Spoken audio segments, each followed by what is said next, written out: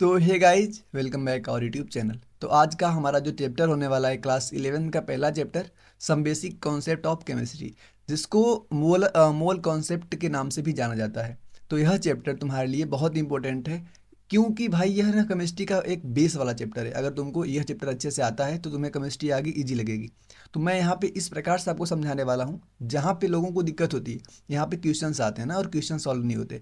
तो मैं ज़्यादा पर यहाँ पे ध्यान दिया हूँ क्वेश्चन के ऊपर, और जो थ्योरी होगी, जो कॉन्सेप्ट होगी, उसको भी मैं यहाँ पे ज़रूर बताऊँगा। तो वीडियो को आपको पूरा देखना पड़ेगा।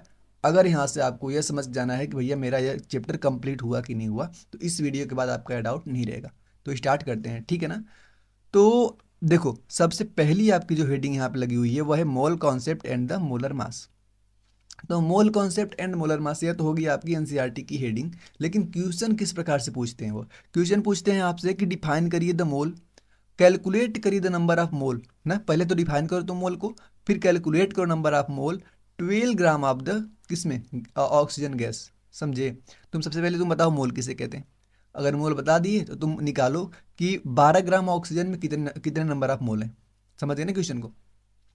तो सबसे पहले मैं तुमको मोल को समझाता हूँ।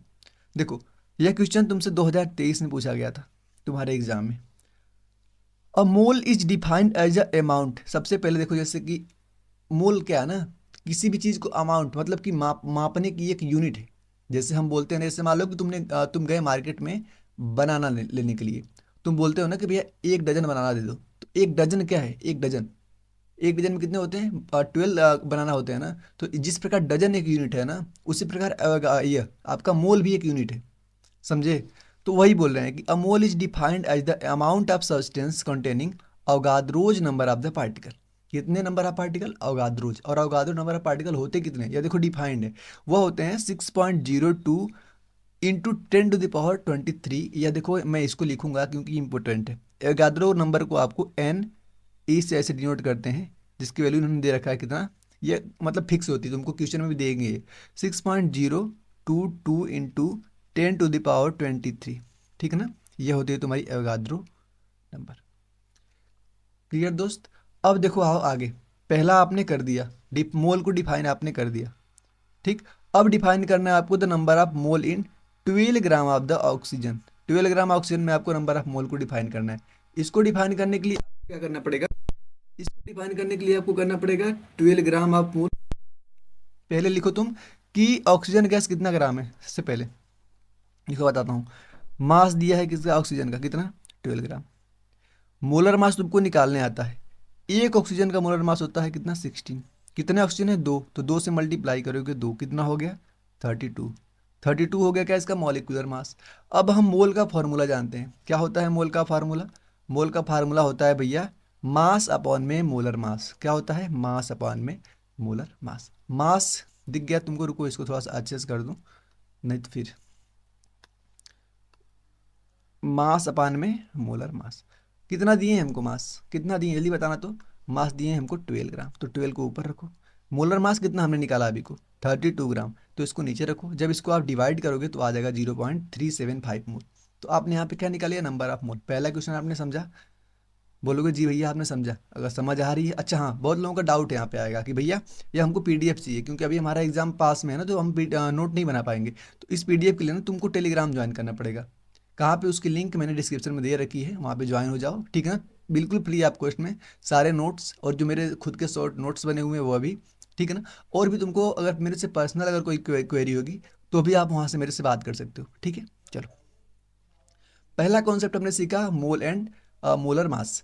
दूसरा कॉन्सेप्ट जो हम समझने वाले हैं, इंपीरिकल एंड मॉलिक्यूलर फार्मूला। क्या पढ़ेंगे हम? Empirical and molecular formula. अब देखो, इंपीरिकल फार्मूले पे क्वेश्चन फिक्स होता है। देखो, जेई में, नीट में क्वेश्चन ऐसे 100% आते हैं। तुम्हारे बोर्ड में भी आते हैं, देखो पूछा भी है 2022 में। तो इस क्वेश्चन को थोड़ा सा तुम ध्यान से समझना, ज़्यादा कठिन नहीं होता है, लेकिन बस तरीका हमको इसका थोड़ा सा लेंदी होता है, इसलिए बता रहा हूँ। देखो, इन्होंने दे रखा है कि a compound containing 40% of carbon. कोई एक कंपाउंड है जिसमें 40% कार्बन है, ठीक। 6.63% हाइड्रोजन है, ठीक। और बचे कितने? 53.33% ऑक्सीजन है बाई मास। डिटरमाइन करिए इंपीरिकल फार्मूला। तो स्टेप क्या होता है? सबसे पहले देखो, पहला स्टेप आप क्या करोगे कि जितने हैं, क्या क्या था? एक था आपका यहाँ पे कार्बन, एक था भैया यहाँ पे कार्बन, एक था यहाँ पे भैया हाइड्रोजन, एक था यहाँ पे ऑक्सीजन। सबका तुम निकाल लो, सबसे पहले तुम मोल। क्या निकालोगे? सबका मोल निकालो। कैसे निकालते हैं? कैसे निकालते हैं? निकालते हैं वेट अपॉन में मॉलिक्यूलर वेट।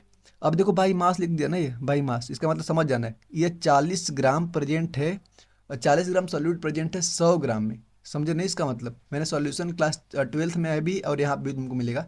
40% बाई मास लिखने का मतलब है ना कि 40 gram solute present in 100 gram of solution. समझे? तो यहाँ से तुम मोल निकाल लो। ये 40% 40 ग्राम हो गया, तो 40 अपन में कार्बन।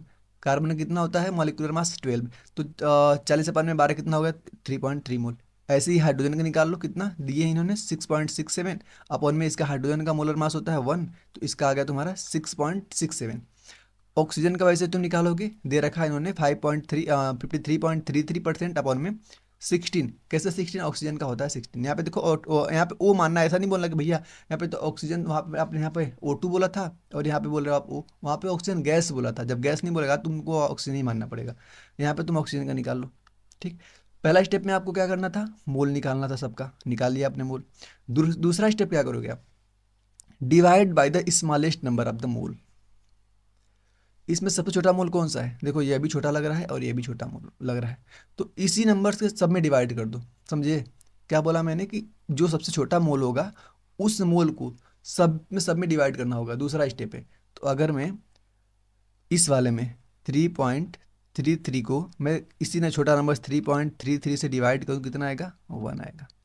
इससे डिवाइड करूँ 6.67 में 3.33 से करूँ, कितना आ जाएगा? 2 आ जाएगा।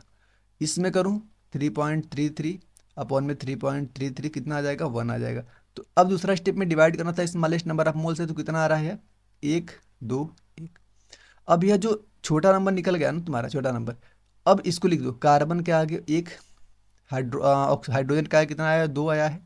ऑक्सीजन का आ गया है 1। तो यह तुम्हारा हो गया इंपीरिकल फार्मूला। 2 स्टेप थे ना, इजी थे, कर लोगे। आओ, अगला चीज़ है लिमिटिंग रिएजेंट। यह थोड़ा सा इंपॉर्टेंट सेक्शन इस चैप्टर का ना, लिमिटिंग रिएजेंट वाला सेक्शन जो होता है वो थोड़ा सा इंपॉर्टेंट है। ठीक। तो यहाँ पे तुम लगाओ भैया यह इंपॉर्टेंट है। तुरंत इसको क्वेश्चन में समझाता हूँ, ठीक है? तभी तुमको समझ आ जाएगा। आपके सामने क्वेश्चन है कि 10 ग्राम ऑफ कैल्शियम कितना है? कैल्शियम कितना दिए हमको? 10 ग्राम।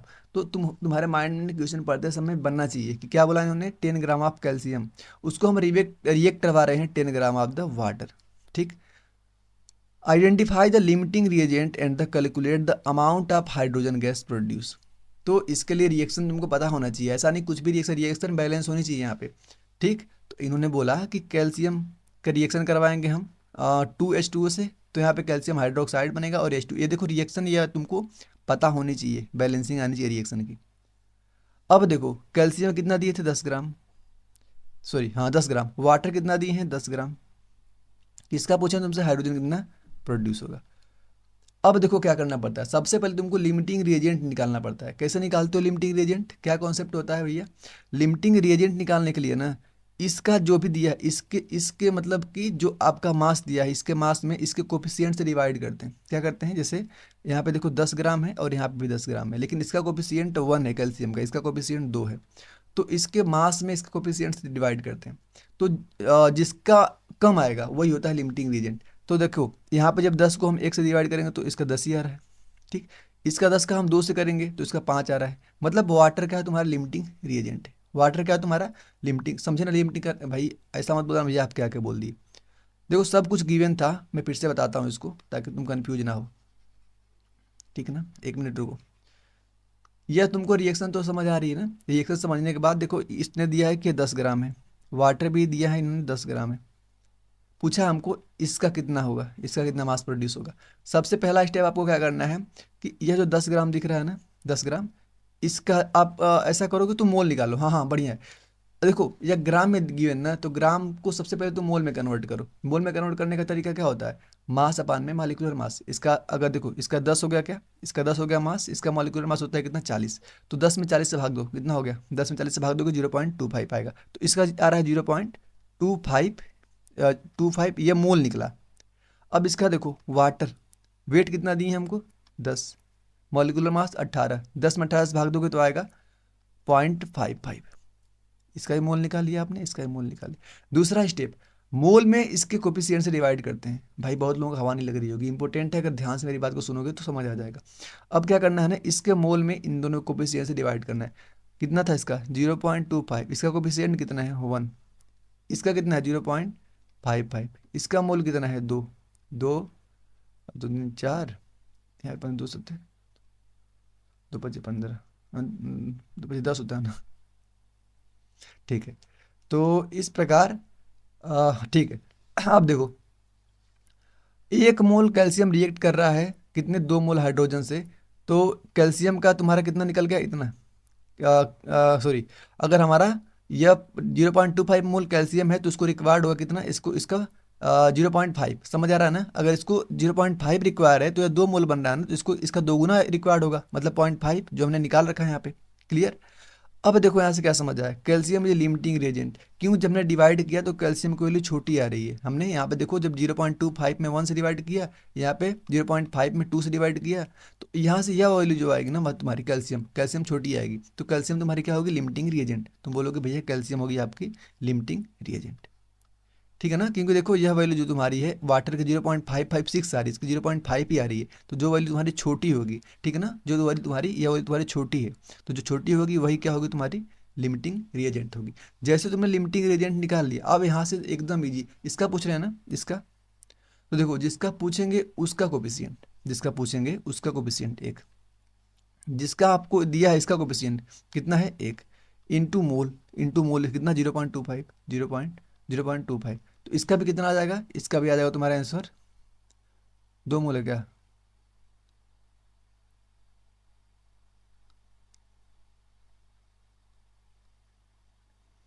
अच्छा ठीक है, 1 मिनट देख लो। अमाउंट ऑफ हाइड्रोजन प्रोड्यूस, तो 1 मोल, हाँ 1 मोल कैल्शियम प्रोड्यूस कर रहा है 1 मोल ऑफ वाटर, तो इतना मोल कितना करेगा, इतना मोल वाटर, लेकिन हमें बताना है क्या, मास। अरे सही तो था यार, ये तुमने जो निकाला यहाँ पे 0.25, ये हमने मोल निकाला ना, ये मोल। लेकिन अगर हमको मास बताना है, मास मास बताने के लिए क्या करते हैं, मोल इक्वल टू मास अपान में, मास अपान में मोलर मास, मोलर मास। तो मास बताना है तो मोल होगा 0.25, ठीक। और यहाँ पे मोलर मास कितना हो गया, H2 का 2, एक हाइड्रोजन का 1, H2 का 2, तो कितना आएगा 0.5, 0.5 इसका आंसर। भाई देखो, मैंने एक क्वेश्चन में पूरा बताने का प्रयास किया, अगर नहीं समझ आया होगा तुमको तो तुमको वीडियो को दोबारा प्ले करके, यहाँ पे मैंने बहुत ट्रिक भी बता दी है, कैसे कैसे हमने क्या क्या कर दिया, ठीक है ना। तो दोबारा रिवाइंड करके एक बार वीडियो को देख लेना इसको।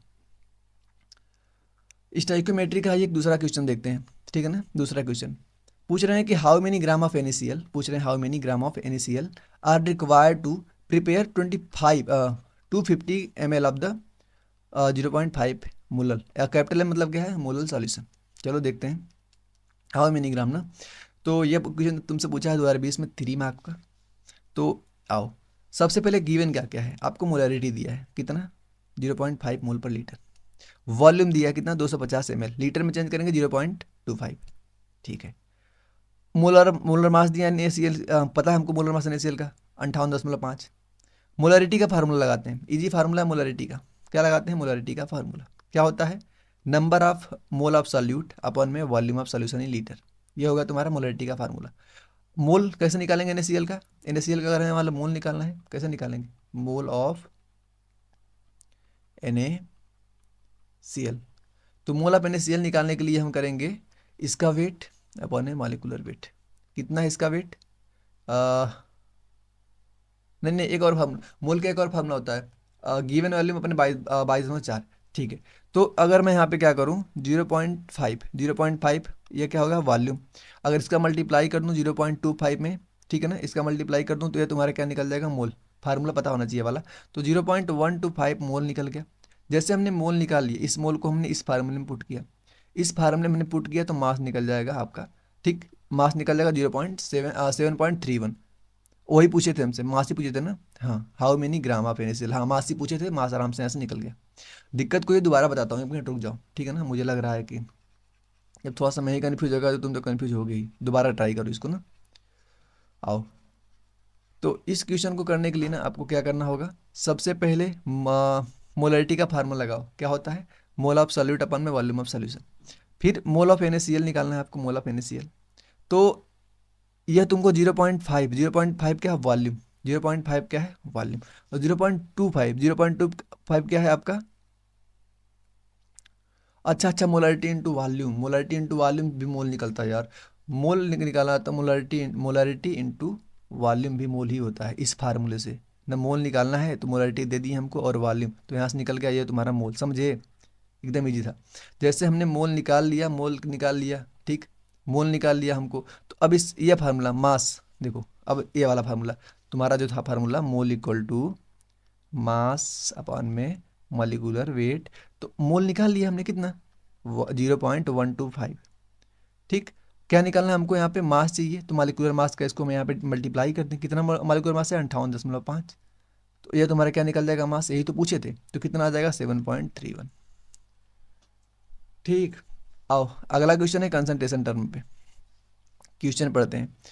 डिफाइन करिए मोलरिटी, मोलरिटी क्या होती है, small M, number of solute, number of mole of solute present in 1 kg of solvent, ये होता है फार्मूला आपका ना। तो होता है आपका mole of solute, mole of solute upon में mass of solvent in KG, in KG, ये होता है फार्मूला किसका, मोलालिटी का, ठीक। तो सॉल्यूशन का 10 ग्राम दे दी NaOH, तो सबसे पहले NaOH का मोल निकाल लो ना, यहाँ पे लिखो मोल ऑफ NaOH, कैसे निकालोगे, इसका वेट कितना दिए 10 ग्राम। अब NaOH का मॉलिक्यूलर मास कैसे निकालोगे, सोडियम को होता है 11×22 और O का होता है 8×16, 8×16 और H का हो गया 117, 7 8 9 9 39 हो गया तुम्हारा, है ना, एक बार देख लो, 40 हो गया, मतलब एक कम हो रहा था, 40 हो गया, तो 40 हो गया तुम्हारा इसका मालिकुलर वेट माट। तो हमने यहाँ मोल निकाल लिया, ए 1/4, मोल निकाल लिया 1/4, यहाँ पर रखूंगा मैं 1/4।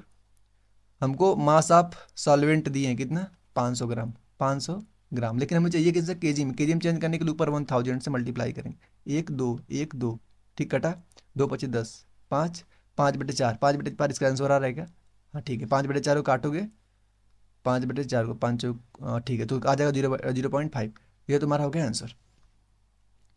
नेक्स्ट चीज है आपका law of chemical combination, law of chemical combination, question कैसे पूछते हैं यहाँ पे देखो, लॉ ऑफ केमिकल कॉम्बिनेशन पे आपका क्वेश्चन जो आता है वह है state and explain the law of conservation of mass with an example, with an example. देख लो ईयर कब पूछे आपसे सोल्यूशन, यह जो आपसे बताया था कि जो mass can neither be created nor be destroyeds in chemical reaction, किसी भी केमिकल रिएक्शन में मास को ना ही हम क्रिएट कर सकते हैं और ना ही डिस्ट्रॉय कर सकते हैं, यही बताया था आपका क्या, law of conservation of mass, clear. जैसे देखो example, decomposition of the calcium carbonate, ये रहा तुम्हारा कैल्शियम कार्बोनेट, इसका अगर हम डीकम्पोजिशन करते हैं तो calcium oxides in carbon dioxide में टूटेगा, तो जितना मास पहले इधर हुआ करता था इसका कितना 100 ग्राम, कितना मास था 100 ग्राम, निकालोगे ना इसका कैल्शियम का देखोगे, इसका कार्बन का कितना आएगा 100 ग्राम। तो इधर भी देखोगे ना, मतलब कि यह तुम्हारा हो गया रिएक्टेंट साइड, रिएक्टेंट साइड, ये होगा प्रोडक्ट साइड, जितना मास तुम्हारा इधर आएगा 100 ग्राम ना, उतना मास तुम्हारा इधर भी आना चाहिए, तब जाकर तुम बोलोगे कि यह रिएक्शन सही है, क्योंकि रिएक्शन जो होती है ना वो केमिकल इसको लॉ ऑफ कंजर्वेशन को फॉलो करती है, किसको, लॉ ऑफ कंजर्वेशन को फॉलो करती है, क्लियर। आगे आओ, अब एक बार यहाँ पे तुम देख लो कि तुम्हारे क्वेश्चन कैसे कैसे आते हैं, ठीक है ना, इस चैप्टर से। तो मोल कॉन्सेप्ट जो पहला हमने बताया, यहाँ से तुमको डिफिनीशन पूछेंगे और मोल को कैलकुलेट करवाएंगे, 2023 में आया था क्वेश्चन, मैंने देखा ही आपने, मॉलिक्यूलर फार्मूला पे 2022 में आया था, यहाँ पे क्या करवाएंगे तुमसे, कैलकुलेट करवाएंगे एम्पिरिकल फार्मूला का तरीका मैंने बता दिया था। लिमिटिंग रेजिएंट पे क्वेश्चन आता ही आता है, ये भी क्वेश्चन आपसे पूछते हैं, स्टोइकियोमेट्री के ऊपर, preparation of the sodium solution, ये भी आप देख लेना, कंसंट्रेशन लाभ कम। तो इस प्रकार से मैंने इस चैप्टर को तो आपको खत्म कर दिया है, नहीं लग रहा है, अब आपका आता है अगला चैप्टर स्ट्रक्चर ऑफ एटम। तो इस वीडियो को अगर आप अच्छे से प्यार देते हैं तो नेक्स्ट वीडियो इससे भी बेहतर बनाने का प्रयास करेंगे। जो भी आपको प्रॉब्लम्स क्रिएट हो रही हैं कमेंट में हमें जरूर बताएं। धन्यवाद।